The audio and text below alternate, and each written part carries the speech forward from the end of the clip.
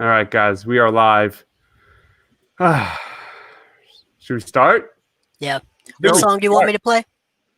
What song? No, we're good, man. Forgot my guitar anyway.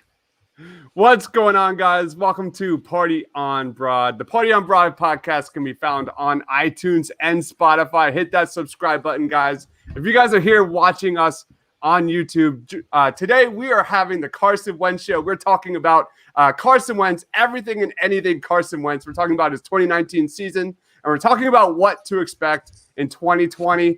Joining me today is my man, Rob. Follow him on Twitter at Philly_Madness. Check out the Madness podcast with Jessica Town. What's going on, Rob? Man, it's just another beautiful day in paradise, quarantine month number 5 with 3 kids under 5 years old. I'm just living the dream over here. Love it, love it, love it. And also joining us today is my man, JR. Follow him on Twitter at JohnRussell215. He is our co-host. How you doing, JR? What's up? Happy to be here, guys. Love it. What do you got going on, man? I know you got something in the crock pot, I guess.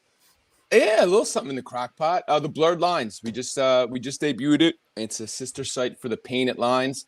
It's hopefully one podcast a day, but it's only 10 minutes, and it's just me ranting like an old man, like get off my porch. So and it should be pretty funny, and hopefully everybody likes it.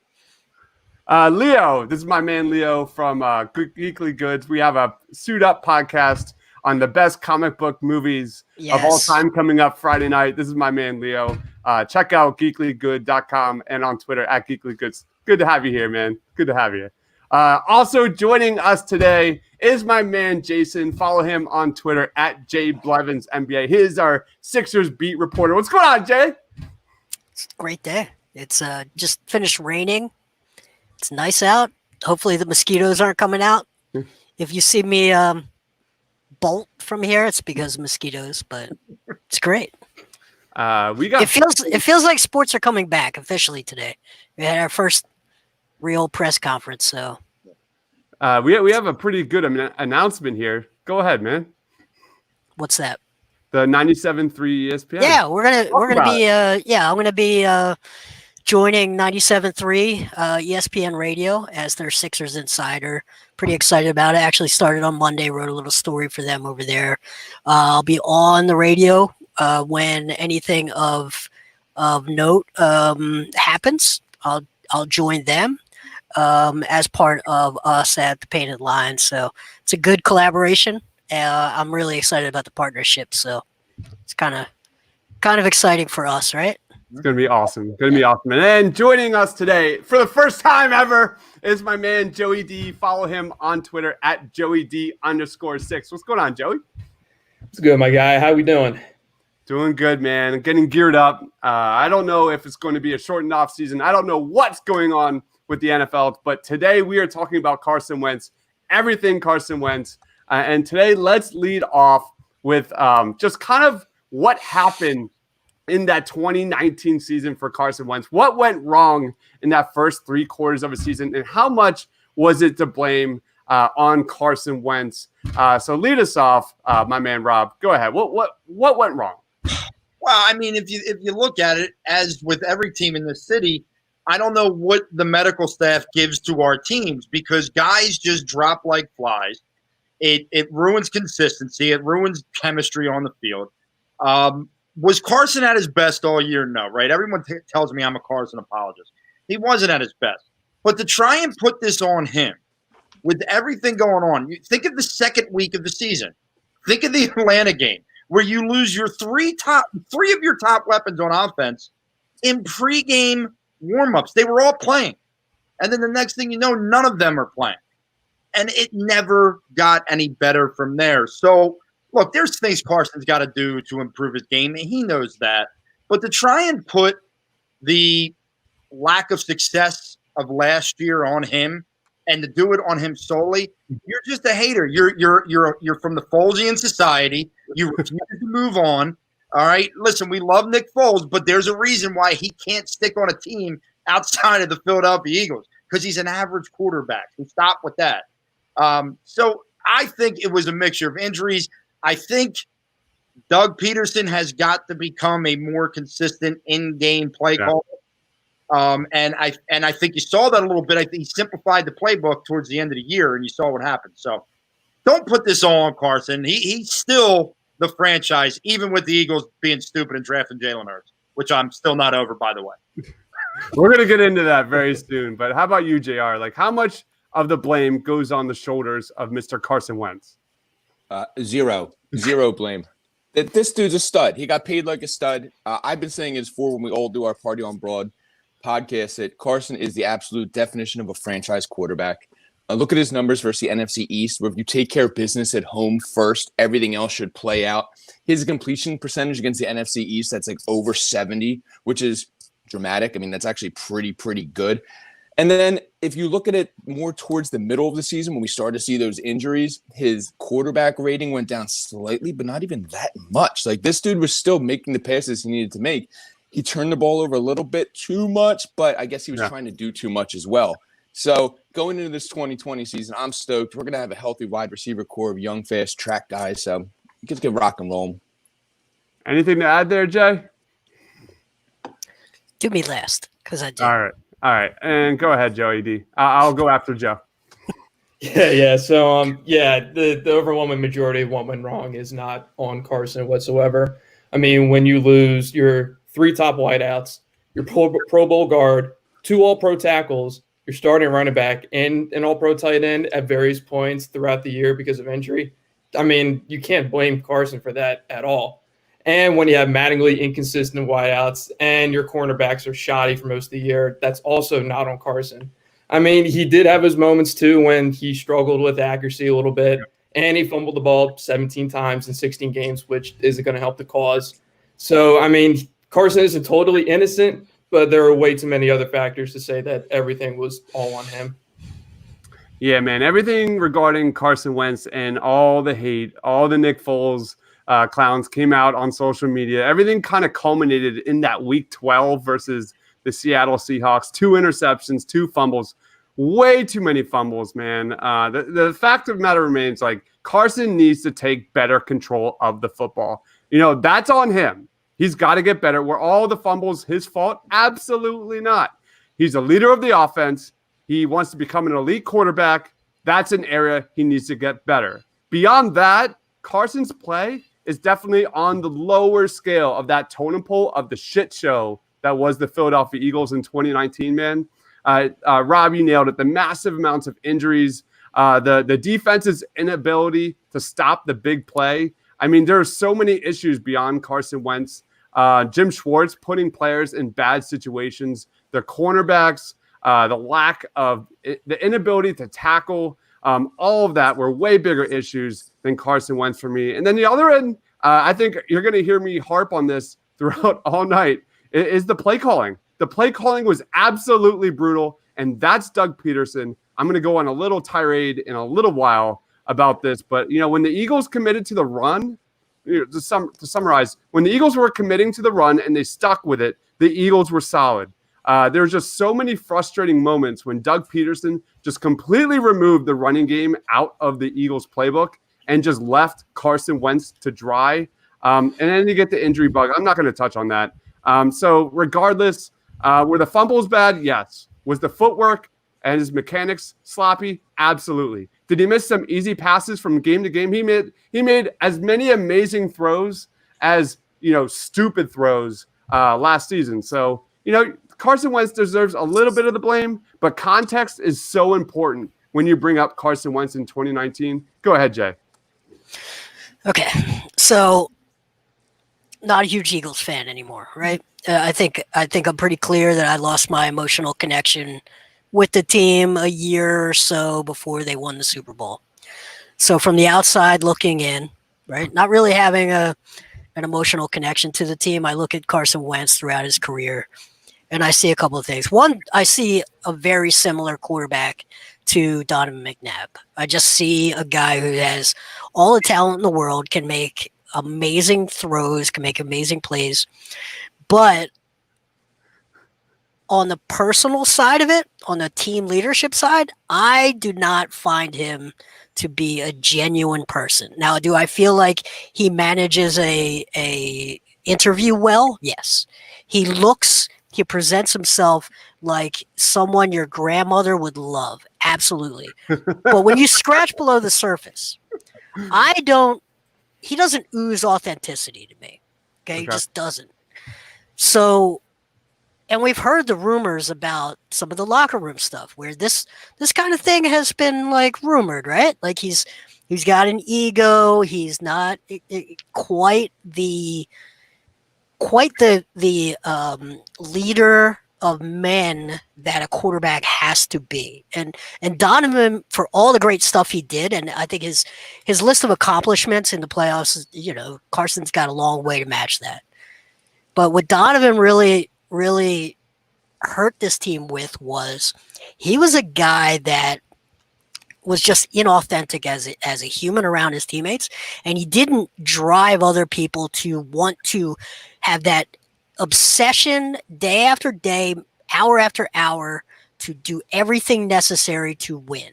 And it starts. We talk about the health thing, right? And I'm not saying that these injuries to the wide receivers could have been avoided. However, those kind of injuries are the kind of things that when you're not putting in the work, getting you there early, doing the work in the weight room, working with the trainers, getting loose, those are the kind of injuries that come up.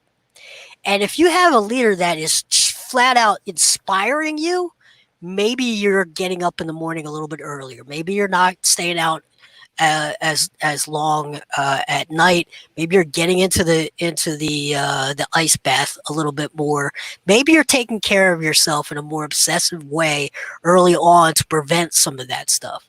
So what I look at from the outside looking in, right, being in the market but not really caring, is I see a guy who is super talented, can make all the throws, can fill up a highlight reel, will look just world class at times. But just something doesn't click for me emotionally. And I think you have to look at that as a possible issue when it comes to this locker room. I spent a lot of time with the Sixers. And we talk all about this leadership stuff. But what's he, 27 now? We're not talking about a 24-year-old kid now. He was 24 when he was drafted. He's starting to enter in where he should be a grown man leading grown men. And I just wonder if the combination of Doug being sort of a soft players coach, you have a left tackle who's just, a Hall of Fame sort of, that's your leader, right? But he's breaking down. And when your left tackle can't be trusted on every single down, that can get into a quarterback's head too. So I just think there's a lot of things that are close with him, but he's got to work on, and I think he's got to recognize that he's got to work on those things. It's not about play recognition or IQ. Obviously, he's got good IQ. We all know that. It's just there's that EQ side of it where I worry that maybe he's just not the leader that they need him to be. And Nick Foles, look, Nick Foles is the biggest enigma maybe other than Eli Manning. It's like he's terrible right until he's unbeatable. Okay, I don't know what you say about that. You can't compare these two guys, right? How do you compare those two guys? They're incomparable. But I think the comparison really is between he and Donovan McNabb. Right. And that's the guy that you have to put him up against and say, is it good enough if he has that career and gets you to a Super Bowl and 5 NFC championships? Is that good enough? Or do you expect more? And if you expect more, he's starting to get into the time where he's got to make those changes to become that leader. Because if it doesn't happen in the next 3 years, he's going to lose the credibility in the locker room. Let's talk about that a little bit later, but for the sake of moving on, I want to talk to our guests here that are commenting here. We got my man Austin. Follow him on Twitter @XLTPL. He says, "What are your guys' thoughts on a potential Ertz for Ramsey trade?" I knew that was coming. Love you so much, Austin Krell. We also got Coconut 73. He says, "What's up, guys? How you doing, Coconuts? Thank you. There's a reasonable person. Yeah. What's up, Coconuts? Thank you. You got Austin off of our screen. Thanks for joining. We also got Geekly Goods. He's saying what's up to Coconut. Geekly Goods, the man. All right, and then we got Coconuts responding to Jay's comments about Carson Wentz, saying that's bullshit. You don't know what they did, Jay. Does anyone have any quick reactions to that? And then we're going to talk about what went Hey, right. all I'll say is I'm not in the locker room, but neither are any of you. Right. And I have been in locker rooms. All right, go ahead, Rob. Jay, I take your opinion as serious as basically anybody's I listen to. Appreciate But that. I want to start with where those rumors started with. And they started with a guy, Joe Santoliquito. Now, I put this out on the Madness back when that happened. Let me tell you a little bit about Joe Santoliquito. About a year prior to that article, I was covering South Jersey high school football, which is the epitome of below average high school football. Okay. It's not real good. And I was at a game between Audubon and Gateway, which are not what you would call the most rip-roaring programs in the South. And in walks next to me a man with a backwards hat who walks in like he owns the damn place. But it was very nice to me. Like, I'm not trying to, but his name was Joe Santoliquito. My point of telling this story is Joe Santoliquito has been wrapped around controversy with his stories before. I've talked to other people that were in the Eagles locker room with him. The players don't talk to him. He typically will find the fifth stringer, and he kind of hears him say something to another player and then takes it and puts his own twist on it. So I take what he writes with a grain of salt. I understand. Listen, I'm not in that locker room. I probably will never be in that locker room. No, I mean that's totally a thing that happens, right? And it's not. Yeah. It's usually not players, because players usually know to keep their mouth shut. Right. It's really about people around players, Mm-hmm. people who are not trained in what to say, what not to say. And you're going to have a lot of people who are not going to run with that because they can't get verification, right? Mm-hmm. They can't get two sources to say, it's an issue.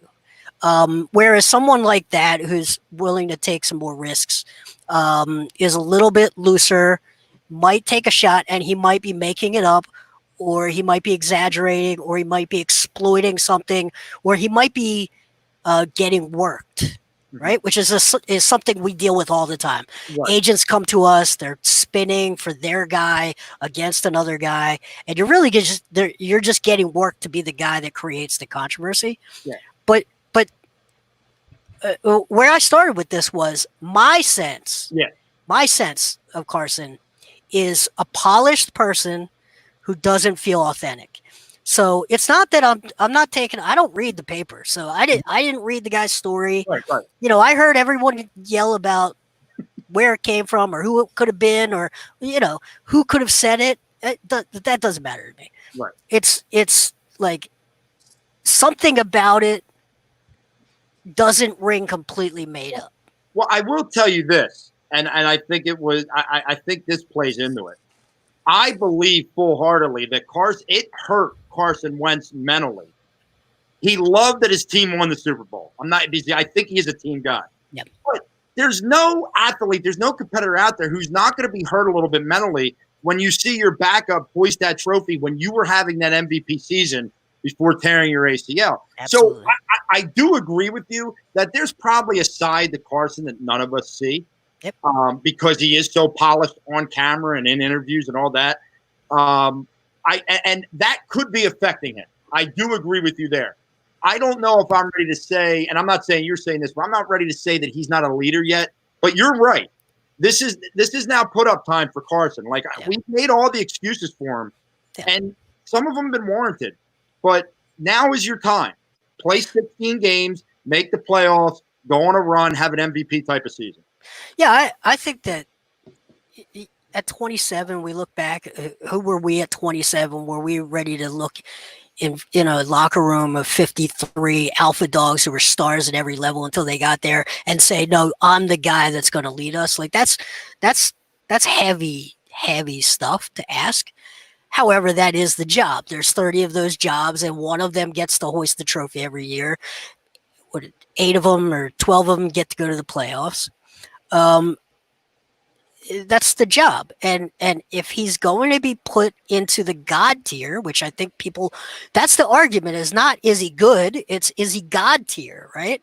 Is he the guy that's going to give us multiple rings? That's the argument. So, to be there, I think you have to have just the stuff that makes guys come out of retirement for you. Guys that makes guys get up at 5 a.m. to go in and look at more film. The little stuff that just you're inspiring 53 guys. Forget the coaches. There's only so much the coaches can do. But every day, details, little things that those guys, the guys in the front line, the guys that just cannot allow themselves to let him get hit, right? Just the little stuff. Absolutely. So that's where he's got to go, and it's just to get to the God tier. We're not talking about is he an all-pro level player? Is he a top 10 quarterback? I think it's pretty obvious he is, and talent-wise, he's top 5 quarterback. He's got the whole package. Mm-hmm. He's just got to get the that sort of inspiring, make people jump, run through a brick wall, like most of the fans do. Like if the players felt the way about Carson that the fans feel about Carson, this would be a whole different team, in my opinion. Let's move on. Actually, JR, do you have anything you want to add to Jay's comments before we move on to what went right in that last 4-game stretch? Well, look, I wasn't in the locker room at all, but I can tell you that I was behind the bar at Del Frisco's when they came in every single week for their team dinner before a home game. For 4 years, Carson Wentz was coming in with that team at Del Frisco's to have a team dinner every Thursday or Tuesday, depending on when the game was. So I was right there, front and center with the whole team. I got to know a lot of the guys that are there and not there. And I'll tell you what, Carson sat at the head of the table every single time, okay? Those guys were joking around. They had great times. Now, the defense sat at different places than the offense. Never got the whole team together. The defense may be in the vault. The offense may be upstairs on the mezzanine or vice versa. But, Jay, I love your opinion on the Sixers and all, but I got to tell you, as being there in person every week, talking to these players on their downtime, I never got a hint that these players ever looked at Carson as not a leader. Now, I will say what Rob said is there was guys in that locker room who didn't look at Carson as a leader. And that did create a little bit of a divide. And now we have those guys out of the locker room now. Yep. So we basically said, it's all on your shoulders now, kid. Your guys are here. Everyone you wanted's here. We built the quarterback room for you. Now let's see what you can do. But I never once, in all my time in Center City, Philly, walking around that city and taking care of these guys, ever even got an inclination that Carson was not a leader of this team. I mean, those guys love that dude. Offensive linemen would come up and try to get him shots at Johnny Walker Blue and bring it to him for him to have a drink. And he wouldn't do it because it's in the season. I'm telling you, the stories that they would say about this guy and him trying to get him to break the rules and just have fun. But he was so focused on the season and being the best he could. Everything I saw pointed that this guy was the leader. Yeah, so that all makes perfect sense. That's great insight. Not many people are going to have that sort of after hours insight. However, if your offensive line wants you to be one of the guys, sometimes you just got to be one of the guys. I'm not saying you slam back 8 Johnny Walkers, but you can't put yourself on that other tier, because in order to lead people, you have to bring them along with you. So it sounds like he did all the things. He checked all the boxes that he should be doing. But to me, those are those little things where, well, if you remember, little things. His group, Carson's group of friends on this team when he first came to the team, was a very God-centric team, whether it be Trey Burton and Nick Foles, and who was that linebacker we had that got hurt? But they were the God people. They love Jesus, and that's their thing. And I get that. And some people have that repertoire in their brain where that's how they're just going to be. And I think that the veterans understood that with Carson, and it was more like it just joking around and let me screw around with you a little bit. But I think we got to really remember religion is big with Carson, huge. And coming from North Dakota, where there's maybe 100 people in a city, and coming to Philadelphia where there's 1 million, that's a lot to ask for a 23, 24-year-old kid. So the progression of what we wanted to be this big leader the maturity process might be a little bit longer than we all expected. All right. Any comments to that, Joey? Yeah, I mean, I'm as much of an outsider as all you guys, so I'm not in that locker room either. But I mean, just from all indications from the outside, it just seems like the guys love him, and I guess you could say he's pretty much the overwhelming leader on that squad. But I mean, who am I to comment on that kind of thing, though? Yeah, we have Coconut73 saying there's not many quarterbacks that don't have an ego. I think to be great, you need an ego. You need a level of stubbornness, and you need an edge that makes the great players great. So let's talk a little bit about that 4-game stretch, and then we'll start talking about 2020, what we want to see Carson improve upon, and how we think this offseason has kind of set him up moving forward for the regular season. So let's talk about that 4-game stretch to end the season, which was absolutely ridiculous for Carson Wentz. I think this one boils down to the fact that the Eagles faced 4 division rivals in what was a joke of an NFC East, man. If you look at it, the Eagles faced the Giants twice, the Redskins, the Cowboys. The Redskins were 31st in the league versus the run. The Giants were 20th. The Dallas Cowboys were good against the run. So 3 of those 4 teams, the Eagles are finally able to find some balance on offense. So that was the stepping stone that got the ball rolling for Carson and the offense to get rolling. So, JR, what was your take on and what happened? What was fixed in the Eagles offense to get Carson Wentz on the right track? I don't know if anything was fixed, but you had guys who were playing for their career, this was like, you remember the movie The Replacements and that speech they gave him? Like, this is all we got. Like, there is no tomorrow. Like, you had guys like Greg Ward and Perkins in there who literally were going to do everything they could. Boston Scott getting screen passes out of the backfield. Like, everything that could happen, these guys were doing. And I think maybe that the players that were there before them to start the year, the Aguilars, the Jeffries, like maybe they weren't giving that effort. You know what I mean? So Carson's leadership there, his completion percentage was right about the same. I mean, his quarterback rating was right about the same too for those 4 games. And there were weak defenses, but he had players on the field that may not be as talented as the guys before him, but they were giving 120% every time. Awesome. How about you, Joey D? Like, what was your take on, Carson Wentz riding the ship and the Eagles just crushing that last 4 games of the regular season to get into that playoffs? Go ahead, Joey.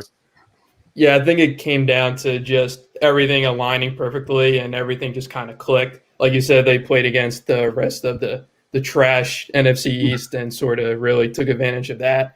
And I mean, this is gonna sound corny, but there's something about, the underdog mentality that gets these guys like really, really playing well, because for those 4 to 5 weeks, they were really playing to save their season every single night. And they didn't know if it was going to end that night. So they had to go out and really just deliver every single time. And it helps when you're in that situation to have guys step in who had absolutely nothing to lose and everything to gain as well. Boston Scott was plucked off of the fringes of the league, and he played like a young Darren Sproles for a good few weeks there. And Greg Ward has only been playing wide receiver for 3 years? And he looked like Carson's number 1 option a lot of the times. And I think it's also safe to assume that Carson was kind of eager to show a lot of people that not only he can survive an entire season and stay healthy, but that he can lead a team through sort of these thick and thin situations. So everything was just sort of the perfect combination of everything to sort of get them through it. How about you, Rob? What went right in that last 4 games? Well, I think number one, when you have a lot of guys playing off the scrap heap, Doug Peterson was forced to do something he should have done earlier, which was simplify his playbook, okay, and not try and do things that this team was not able to do. Part of that was run the football, I know. But if you look at the 2 of the most impressive wins on this season from this team for me was at Green Bay on a short week and at Buffalo. And in both of those games, they dominated on the ground. They simplified the offense. Sometimes Doug's like, big balls in a sense, screw them up. Sometimes you just got to make the easy play. And that's what they had to do as that season went along and all these new guys were coming out. But I also think what Joey was saying is right. Okay, I was in Miami when they lost that game. Woo! Okay? I was there. I spent all kinds of money to go down there. Had a great time though, so I'm not really worried about the game anymore. But okay, at the time that game ended, we as fans, I think everyone was like, "Well, that's it." If you watch the All or Nothing special that was on Amazon Prime, they go into the meetings after that game, and it was exactly what Joe said. That underdog mentality, for some reason, that's what it makes this team click. And they did it again. They figured it out again. And don't get me wrong. Out of those last 4 games, there weren't too many impressive wins. It was an overtime comeback against the Giants. It was a last-second touchdown against the Redskins. You know, your defense was unbelievable against Dallas. But it's not like things changed and all of a sudden they were a powerhouse. And you saw that. And I know Carson got hurt, but you saw in the playoffs because they were a little off there too. So, you know, I think it was just a matter of simplifying the playbook. They have to start playing like they're the underdogs, even when they're not. I think they got to find a way to do that. Any comments there, Jay? Yes. So, a couple of things. I think the book is out on, and Andy Reid just won a Super Bowl. So, you know, but he's got some new weapons he's never had. But the philosophy of the Joe Banner, Andy Reid, Doug Peterson family is you pass on first down to open up the run. Short passing game is just like a run, the screen game. It's like counterintuitive to the point. It's totally predictable. And I think when you guys talk about having that run pass balance late in the year, that goes against the grain. Now you're being more traditional. You're simplifying things like Rob said, but you're no longer playing into what everybody knows you like to do, right? I also think there's a couple of things late in the year. You've got bad teams packing it in. Pass rushers start to wear down, so your quarterback has a little bit more time. Your offensive line can create a little bit more time. You have wide receivers that are, like you said, off the scrap heap, so you don't have a scouting report, so cornerback doesn't have all the cues. But really, if you say all of that, like how much of that translates into this year? Like how much of that matters heading into this season? Like assume everything that everyone has just said is true. Virtually none of that translates into this next season. It just doesn't matter. And sometimes teams can build momentum and head into the next offseason and really just like steam into it. But this is not a team that has been able to carry over momentum in any offseason, really, until the one right before the Super Bowl. Because they haven't had continuity. They haven't had health. This year, obviously, nobody knows what to do about anything. So I don't think you're going to get much carryover. I think you're starting from scratch. Are they viewed as an underdog? Probably not, because every time you go and look at them on paper, you're going to see a highly talented team. So they're never going to get that chip on their shoulder, nobody believes in us thing, as long as Howie keeps assembling rosters that just flat out should walk into a season as one of the better teams. So it's it's going to be a really weird season. I think the best coaches, the best motivators are going to really stand out this year. And I think Doug, for all of the things that I don't think he's great at, I do think he's a guy that can put people together and motivate them and get them moving in the same direction. So if Carson really takes that seriously, and he's been in contact with his teammates throughout this entire offseason and really deepening those relationships with his key guys, and Doug gets a chance to just fire them up every season for every game for as many weeks as they play, then this team is talented enough to do some things this year. But as far as like the last 4 games of last season, I don't think you can take much away from it. All right. Let's move on to 2020. I think everyone here agrees that, context is critical. There's a significant amount of variables that went into Carson Wentz's first 3 quarters of the season and that last quarter. And when we move into 2020, I think you kind of lead off with two significant players that are vital to the success of 2020. And I'm talking about Andre Dillard and I'm talking about Jalen Reagor. Out of those two, I'm going to ask you guys, which are more important to Carson Wentz's success in the regular season? I'll lead us off. I think both are super important, obviously. But I think the Brandon Brooks injury, for me personally, really solidified Andre Dillard's kind of, as a crucial variable to the success of Carson Wentz. So how about you, JR? What do you think between Andre Dillard and Jalen Reagor, who of those two, who do you think is more important to Carson Wentz? Well, if you're talking big plays, it'll obviously be a receiver because they're on the field for a large percentage less than Dillard. Dillard will be on the field every snap, basically. So, I mean, there's a lot more opportunity for him to fail. All it takes is one missed block and Carson, to get a blown ACL again, God forbid. So Dillard needs to be. You better knock on wood after that. Yeah. Dillard needs to be on his A game. And I mean, if we get a grade out of this season of Dillard as a B or a B plus, even a B minus out of Dillard this year, then I'll take it. Stoutland, if he can turn that guy into an A plus type player, offensive lineman, then good for him. Reagor's got to be a big play guy. You got to blow the top off the safeties. I think we were missing that once Deshaun went down.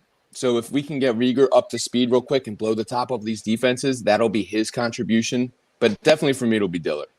What about you, Rob? You can't throw to a wide receiver if you're not protected long enough, especially from the left tackle position, which is Carson Wentz blindside. Jason brought it up. We were talking about Jason Peters. And, the fact that it was we don't know if he's playing, is he in, is he out, is he in, is he out? That's got an effect on his psyche. Well, if Andre Dillard is more like Winston Justice, a la giving up 7 sacks in the God, don't bring that name up, man. Okay. Wow. And I don't care if you have, a mixture of Joe Montana and Tom Brady back there. Yeah. Nothing's going to happen. And I don't care if Reagor is Jerry Rice. It doesn't matter. So, look, there are tons of question marks on this team this year. We've talked about that on this show. But Andre Dillard has to be the guy to protect Carson's blindside. And if he does, then I think some of those other questions get answered. But I don't think the Jalen Reagor question is going to have as much of an impact as that Andre Dillard question right now. All right. What about you, Joey? Yeah, I'm going to go with a Dillard too. I mean, obviously Reagor is going to be key in helping, Carson stretch out the field in a way that he really couldn't last year.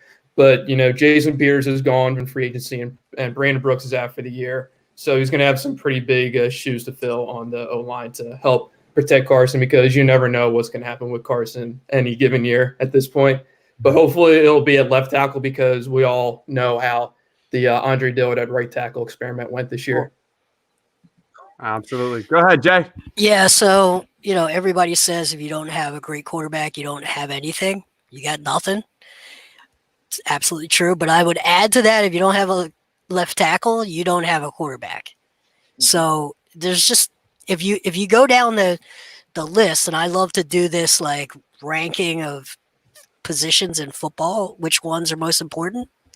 I think you guys know which ones I think are not very important, but it's quarterback and left tackle. Those are the first two, and then defensive end, right? Generating a pass rush and stopping a pass rush is the whole game. It's the whole game. So you assume you're going to have an elite quarterback that you face in the playoffs. So those other two things are absolutely vital. So his ability to play at a level that allows you to run to that side and protect Wentz is kind of the whole season. But don't be surprised if Peters comes back and gets signed because of the Brooks thing. If he's out there working, I've seen some video where he's working. Look, the question is, can you put him out there as a starting left tackle and trust that he's going to be not offsides and play 4 quarters, much less 16 games? And the answer is probably no. So are you better off having a lower median level of play, but knowing you're going to probably have it more consistently? So to me, it's a no-brainer. Wide receiver is very important. It opens up a ton of things if you have a guy to take off the top of the defense. But your quarterback has to be standing up, like Rob said. Yeah, I fully is absolutely Andre Dillard, and a lot of people expect Jason Peters to come back, but people kind of forget that he was kind of average last year. He was average to above average. Jason Peters, way too many penalties. I kind of had a thought box today about the Eagles wide receivers, and I just want, as a quick aside, I was kind of like thinking about how the Eagles receivers compare to the Super Bowl year in 2017. You have the X where Alshon played. You have him being replaced by JJ Arcega-Whiteside. You have the Z where Torrey Smith played. That's filled by Deshaun Jackson. Then you got the slot, Nelson Aguilar. I think that's going to be a combination of Jalen Reagor and Greg Ward. And I see Reagor kind of splitting time in that Z and that slot. Quick answer, JR, do you see any comparison or upgrade, or what's your thoughts on that position? Christopher, stop thinking Greg Ward is starting. Stop. I know you love him. Okay? He was great last year. But like Blevin said, last year, I hate to tell you, the guy's rated like a 72. He's not going to be starting in the slot for the Philadelphia Eagles. I hate to tell you that. Here comes bad It's going luck. to be Reagor. I will remember this. What about you, Rob? No, and part of the reason is because outside of Deshaun Jackson, you have no proven talent. None at all. Alshon Jeffrey, for all the negatives that have come out over the last couple of years, you knew when Alshon came in, he's a pretty damn good receiver. Torrey Smith, I know he was at the back end of his career, but we knew what he was. I don't know what the hell Arcega-Whiteside is. I don't know what the hell Reagor is. You know where I'm at on Reagor. And as much as I love the Greg Ward story, I don't know what he is right now. And to be honest with you, I know what Deshaun Jackson is when healthy, but when has he been healthy? So, I mean, Are you sure Deshaun Jackson isn't just flat out stealing money from this team in revenge for getting cut by Chip Kelly? Are you sure that he's just not actually stealing money? Well, You're evil, Jay. You're evil. No, I'm just asking. That's a theory to think about. It is. And that's what I mean. Does anything about his whole thing give you the impression that he's like passionate to play and win? Well, I will say I did go to his very select thank you, Jessica Town, all-white celebration when he returned. And the guy was almost in tears talking about how much he loved coming back to Philly. So is Iverson every time. He's two-fisting whiskey. Hey, but at this point, Deshaun hadn't started drinking yet. I remember that. He had not really started drinking yet at this point. But no, I think the key is in 2017, you had guys who you knew what they would give you. You don't have that right now. So that's why I can't make that comparison as of yet. How about you, Joey? Yeah, I'm in that. I'm in the same boat. It's too many unproven guys to really make a legitimate comparison. All right. So let's talk about what areas Carson Wentz needs to I'll be right back. Go ahead, man. All right. So I think to lead off with Carson Wentz, like this guy needs to start beating teams with winning records. I mean, I think that's a beyond obvious choice. No doubt about it. But for me, I think Carson Wentz. So we're talking about what areas Carson Wentz needs to improve upon to become an elite quarterback. For me, Carson Wentz pretty much is in that like below that tier. He's right on the cusp of becoming an elite quarterback. So like what separates the two, has nothing to do with Carson Wentz for me. I go straight to play calling. I go straight to whether or not he's comfortable in the pocket. And I go straight to what weapons he has on offense. This is a guy that put up ridiculous numbers with absolutely hot trash at the end of last season. And then I go to coaching. Wentz honestly hasn't been the same quarterback since John DeFilippo left. That tells me there is a direct correlation. Doug Peterson has made it clear that he needs, he's going to rein in the offense in 2020. So I'm looking dead straight in the eyes of Doug Peterson this season. Let the man loose. Let Carson Wentz loose. And, last year's offense, I think Jay touched on it. It was so predictable, man. It was a slow offense. And Carson Wentz, he's a playmaker, man. Carson Wentz has a playmaking mentality who wants to drive the ball down the field.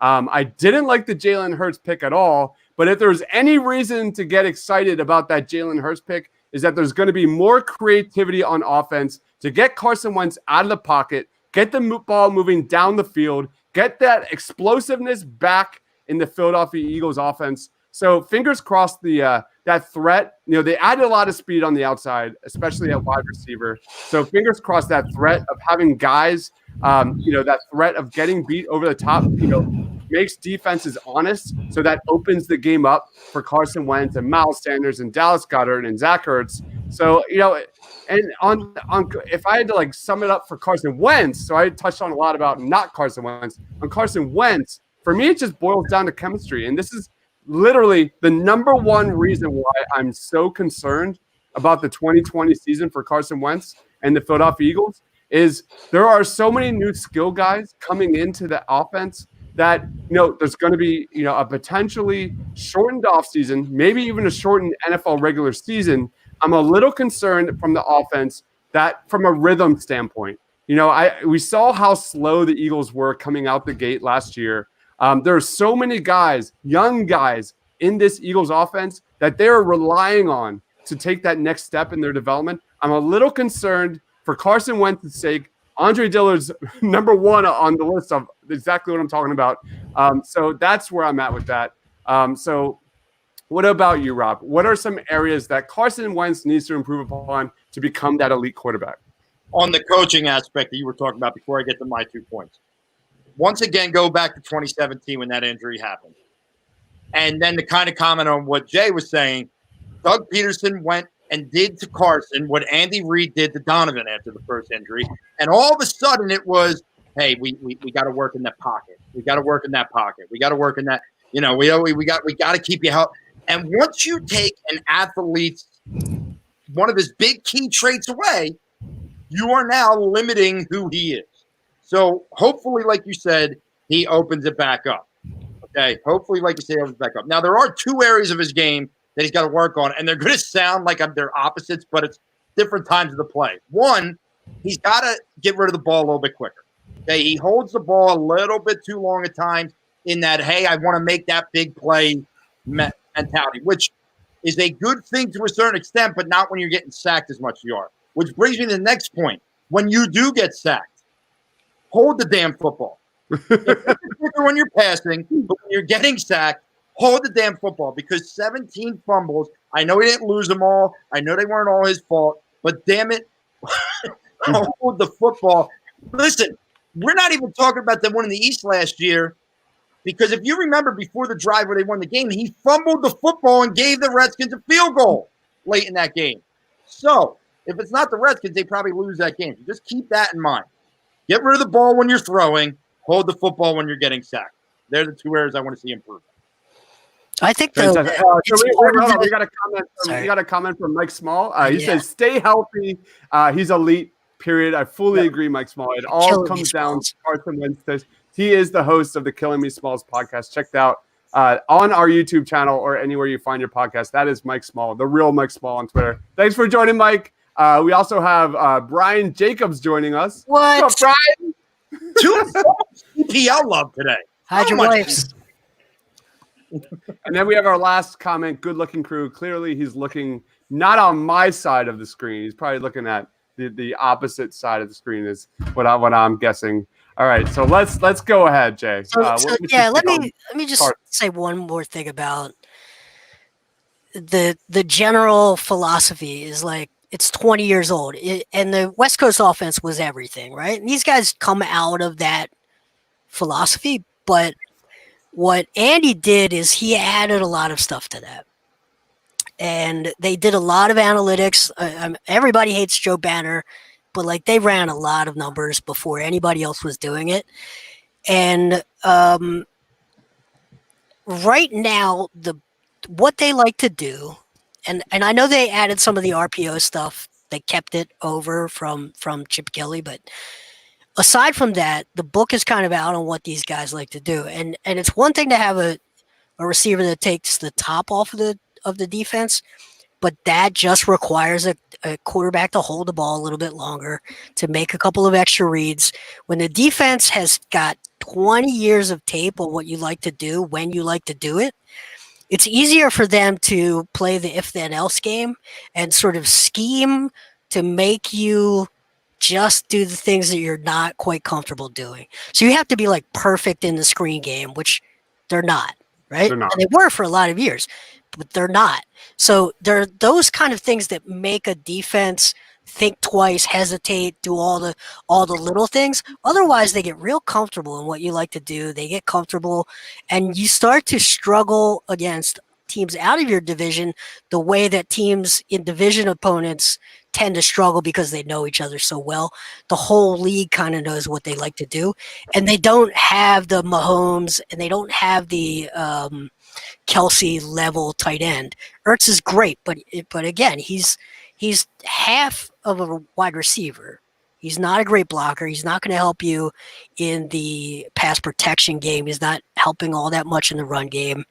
So he's great from a numbers standpoint, but a lot of the little things, just the little details that can undermine an entire offense and make a quarterback look bad at times are those kind of things. They have to get more creative. They have to embrace things, and they got to get quicker. And it's great to have a guy that can do a double move and can go 60 yards, but a double move takes more time. It just does. What about you, JR? Like, what does Carson Wentz need to improve upon to become an elite quarterback? When you bring in a young quarterback, when you have such a high pick, with the number 2 pick, we brought in Carson Wentz, that usually means you have proven guys at wide receiver and tight end. And when you've proven guys at wide receiver and tight end, they know how to run routes, and a young quarterback can basically just throw it up there, jump ball basically. You don't have to be a window thrower. Carson Wentz is in the point of his career where now a lot of his weapons are young, unproven guys, as we just said. And when that's the case, you as a quarterback need to become a window thrower. You need to know what windows you can throw it in the secondary, and you can't just chuck it up. I have his highlights last year playing in the background as I'm watching you guys, and it literally seems to me like 95% of his throws, he's stepping back and just throwing it up there and hoping Alshon comes down with it or Ertz is coming down with it. Like, we can't do that this year coming up. So if you want to progress to the next level, Carson, you have to be able to sit back there, plant your back foot, and know the windows you got to throw the ball in. And just to touch on Jay's point where he was saying we're not really a screen game anymore, our front office changed. Our head coach changed. So therefore, our offensive line changed. We don't have tiny little scrawny offensive linemen who are quick and can get out of the backfield and run up the field for a screenplay. Well, Runyon was huge. Runyon was also 100 years old, and they didn't really run screens to his side, similar like we didn't run screens to Peter's side this year because he was so old. But offensive line now is built of large, big, mammoth human beings who are tough. Like, we're not really built to run a screenplay unless it's maybe once or twice a game just to switch up when a blitz is coming from a defense. So if Carson does want to improve his game this year and take the next level, he needs to be a window thrower. Just always remember that he needs to be a window thrower. Yeah, Carson's decision-making needs to get better. There were so many times last year when he simply did not trust his wide receivers. Like, you nailed it, JR. There were way too many times where you saw him on his back foot. The mechanics were just not Carson Wentz. So what about you, Joey? Like, what are your thoughts on Carson Wentz and areas he needs to improve? Yeah, so the two things that I really think of are ball security and just being more consistent with his accuracy. So since his rookie year in 2016, he actually leads all QBs with 48 fumbles in that span. And it just comes down to smarter decision-making when the pocket collapses, I think, and just ball placement too, I assume. And as far as accuracy goes, we saw for as many times as he was able to just thread the needle and make an impossible pass, like the one at Washington. There were so many times when he would just overthrow guys or underthrow, and it was just so frustrating because you know that he can almost always make that pass. So if he can just work on ball security and just get more consistent with his accuracy, I think that'll work wonders for his development, I think. Joey, do you think that's because last year there was so much pressure on him because it was now his team and Foles was finally gone, and he said, screw it, I'm just going to take the ball in my hand and I'm going to make a play. And that's not how offense is designed. Like, we're not a Deshaun Watson type offense. Like, you need to be in the system and be a good system quarterback. Yeah, and I think that's just his nature as a player too. He's always been the one to run out of the pocket and just ensure to just show off his whole package. And he just has to learn how to sort of rein that in at times, even when the pocket is collapsing. And the system should be surrounding itself with things that he does well. As I want to make that point. You got to. I hate coaches that make the players fit their system and don't give you any give the other way and try and build the system around your star players. So that goes back to, like Chris said, let him be the athlete that he is. Let him make that rollout play and thread the needle to Miles Sanders in the back of the end zone against Washington. Carson Wentz is better throwing the ball on the run. There's no doubt about it. He is better getting out of the pocket on a roll and throwing the ball. I need that more. That's what I need more. Rob, don't you think, though, that in the terms of a quarterback's career, if you look at it as a timeline, and if we were to say he's a mobile quarterback who rolls out, how long does that last? What is that, maybe 4 or 5 years before you have to then change your playbook because he has to be in a stand in the pocket quarterback because he can't be mobile. Yeah, so but what I think Doug is doing is saying, just learn this now, get through the heartache now because it's going to help you out. But I got to tell you, if Carson Wentz has to become a stand in the pocket quarterback, he's a very average player. And listen, I understand what you're saying. There will be a time, but I don't know. As a fan, I'm not worried about 5 years from now. You know what I mean? I want to see him play at his best.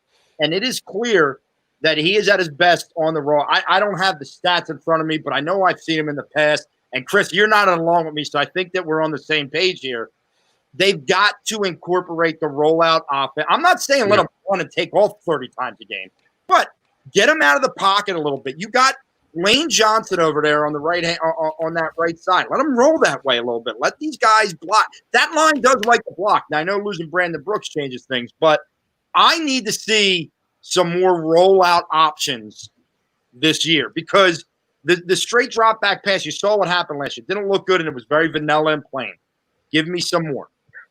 You can't have the defense be comfortable. You have to make them uncomfortable. So that can mean a lot of different things. But when you have a mobile quarterback, you have to use it. You don't have to be completely reckless with it, and you don't want him to be a complete freelancer. I think that's important. But if you go back and look at late stage last few years of Michael Vick, he improved in the areas that he was really weak in early in his career, but he was still pretty mobile. If you look at late stage Randall Cunningham, not mobile at all, but he went to a Super Bowl, right? Yeah, almost won the Super Bowl with Minnesota because he tightened up the things that he had to tighten up. So there's a maturity just getting hit a bunch of times. But to me, personally, I don't buy that it's more dangerous out of the pocket. I just don't buy it. For me, you might get hit more often, but the hits are going to be from different angles. You're much less likely to be crunched and compressed. When you get hit in the pocket, if you're getting hit from behind, those are the real bad ones, right? If you get driven into the ground, those are where the shoulder separations happen. If you get hit in your hip and knocked out of bounds, that's not where people get hurt. A lot of guys falling at your feet too in the pocket, which leads to torn ACLs and stuff like that. So I'm not even sure, and I haven't done the numbers on out of pocket quarterbacks being more injury prone. I know how he has gotten hurt, but I just don't necessarily buy it. Play loose, play fast, play comfortable, play confident. Those are the things that keep you from getting hurt. When you're tentative, you're off your back foot, you're overthinking, you're taking a little bit longer to make decisions. That's when bad stuff happens. That's when fumbles happen. That's when getting hit in the back happens. That's when getting a finger broken because the defensive end slaps the ball out of your hand. All of those little things are happening because you're not completely locked in. They're way too comfortable. You're not so comfortable. That's when you really things start to fall apart. So get that guy out. Make the other team uncomfortable at all times. That's what Doug he won a Super Bowl by never letting the other team feel safe, right? Always keeping his foot on the gas, and they got to get back to that.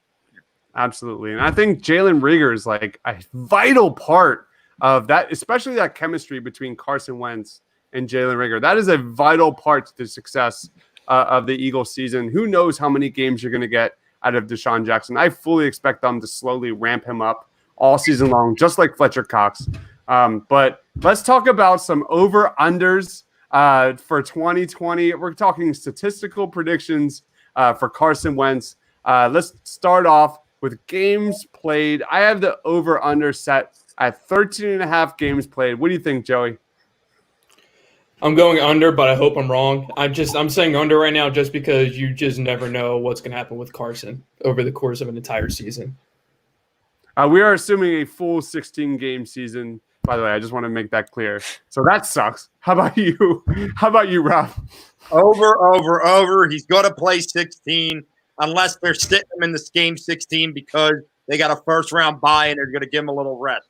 That is the most optimistic thought you'll hear from me ever when it comes to the Eagles on a podcast.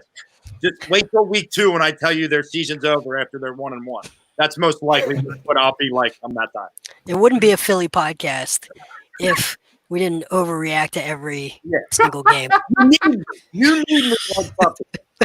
We have to stick to the brand. Yes, sir. How about you, JR?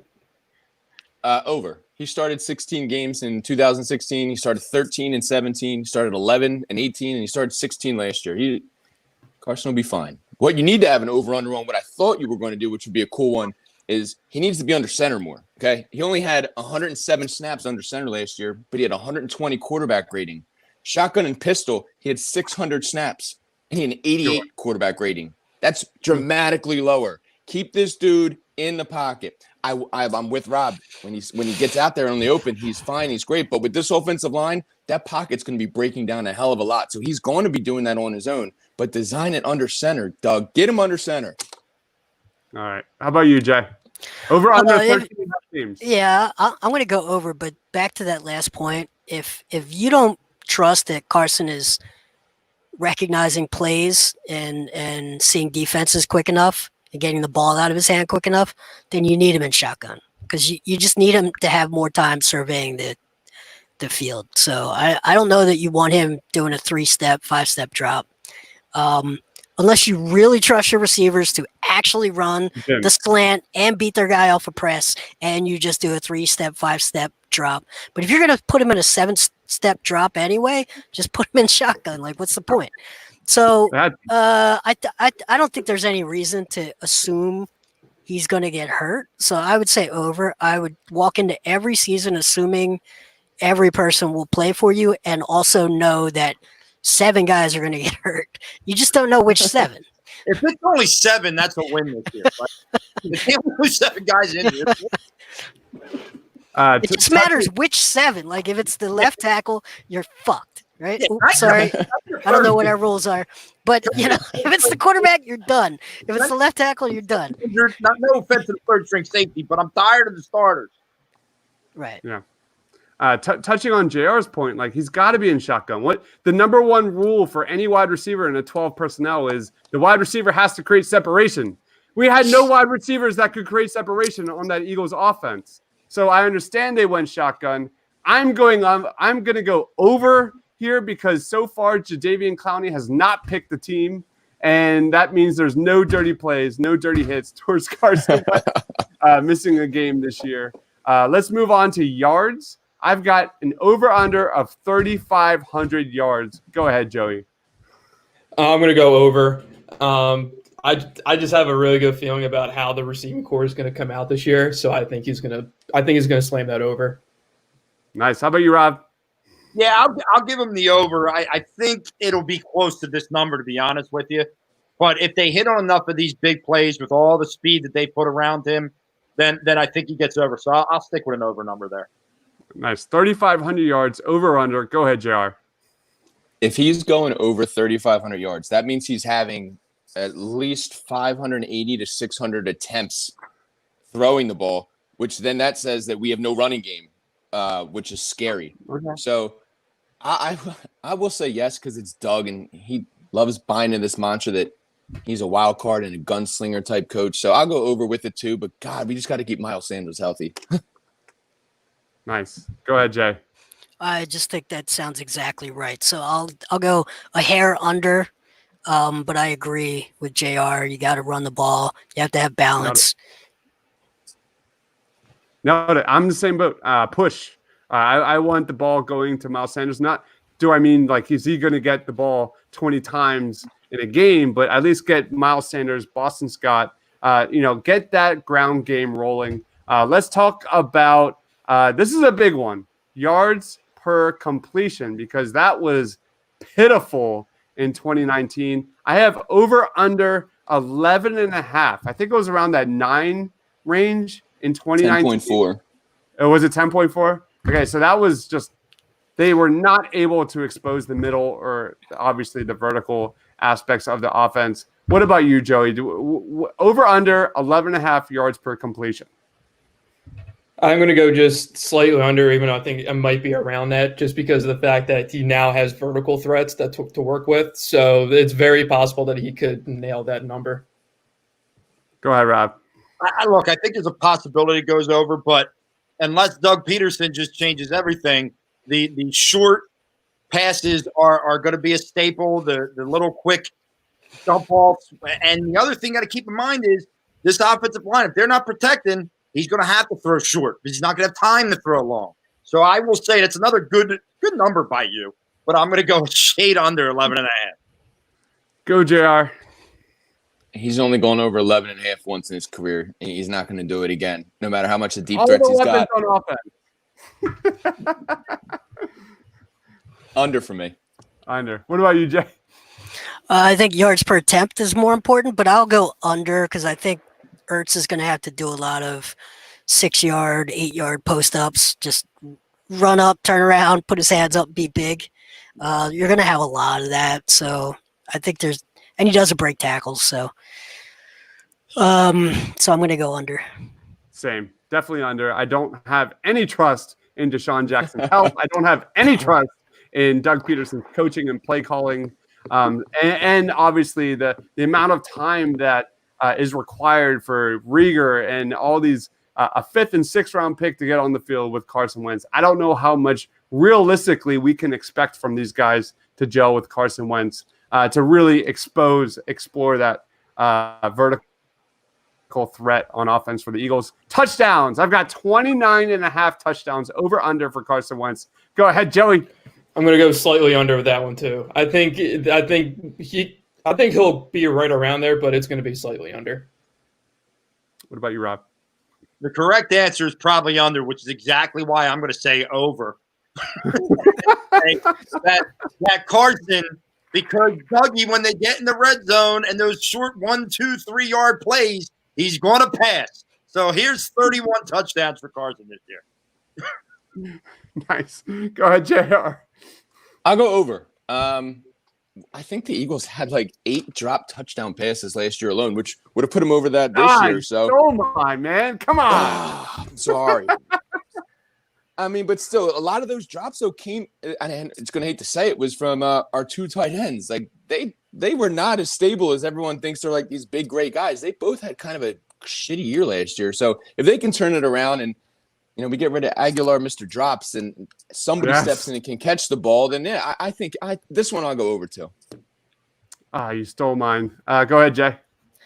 I think over. I think the big value of a tight end is being able to make those tough catches in the red zone. So I think those guys are weapons down there. So I think they're probably gonna pass more inside of the 10 than try to just pound it in the run game. So I would say over. I would say most of their TDs are going to be passing, but they're going to be on short passes. Yeah, I've got over. You look at last year with the drop passes. Nelson Aguilar is not on the team. That's at least a +4 or 5 in terms of touchdowns. And we got Mr. Greg Ward. And his mishaps. Greg Ward's presence on the field is like another +20 touchdown for Carson Wentz. Yeah, you have JJ Arcega-Whiteside in the field who single-handedly dropped the game-winning touchdown against the Lions, but you're here or there. Yeah. We don't talk about that. Yeah. Lastly, before we wrap it up, let's talk about quarterback rating. I have the over-under set at 99.5. Go ahead, Joey. I'm going under, even though I'm probably going to be wrong about that too. But I mean, I never know with Carson at this point, so I'm just going to assume under. Go ahead, Rob. I'm going over. I do listen. I really think Carson got the small 2-series taste of the playoff last year, and I think this guy's a winner. I really do, and maybe it is the emotional tie I have to the team, like Jay said earlier. But I think he's a winner, and I think you're going to see a guy closer, not exactly, but closer to pre-injury 2017 Carson. So I'm going to go over to 99.5. Love it. What about you, JR? Carson's been in the league 4 years. 2 of the years he threw over 600 times. He attempted 600 passes. Both the times he did that, he had a rating right around 90, 80. 2 other times in his career, he threw around 400 times. Both those times he had over 100 quarterback rating. So that tells me don't let Carson throw the ball 600 times. I'm going to go under because I think Doug's going to make him throw around 580 to 600 times. But if he's good and healthy, God, let's pray it's like a 99, 98 quarterback rating. I'll take that all day. Love it. Go ahead, Joe. I think it's going to be significantly under that. Like I think you should be happy with like 93. I think it's going to be well under 100. Well under 100. So 93, be happy with it. 95, be thrilled. If he gets to 100, you're going to be a 12-win team at least. Yeah, so I mean, everyone talks about how the Eagles are this, track team. I think it's just a sell. I'm hoping it's strictly just to keep defenses honest. We're going to see Carson Wentz's efficiency numbers skyrocket this year. So I'm thinking definitely over. I'm seeing a very good, Carson Wentz season targeting Dallas Goedert and Zach Ertz in that middle of the field because of the threat of speed on the outside and Miles Sanders in the backfield. So I'm going over. I think he's going to have a great year. Let's wrap it up. Make sure you follow Rob on Twitter at Philly_Madness. Anything you want to plug about the Madness podcast, dude? Yeah, Jess and I have been on hiatus, but we are bringing it back, hopefully recording something tomorrow. If we remember this time, we both kind of forgot the play. So, you can follow us right in the Painted Line YouTube channel. You can follow us on iTunes and anywhere else you get your podcast. Check us out. All right. And also is our co-host. He is JR. Follow him on Twitter at JohnRussell215. He's got the Blurred Lines podcast. Tell us a little bit about that, man. Plug it. Shit, 10 minutes every day. Just going to rant. Like old school Chris Russo back when he was on Mike and Mad Dog and the Fan, or when it was Craig Carton and Boomer Esiason and the Fan over there. Like, it's just going to be a rant of stuff that's going on today. It might not even be sports related, but we're going to try to keep it sports central. The Blurred Lines on Twitter. Blurred Lines. Also, and check out Jason on Twitter at JBlevinsNBA. He is our Sixers beat writer. You got a lot going on, man. What's going on tomorrow? Tony Bruno better watch his ass. Get him. That JR, if you turn into Tony Bruno, I'm coming for you next. Dude, that dude never tipped me. I hate him. What a That's awesome.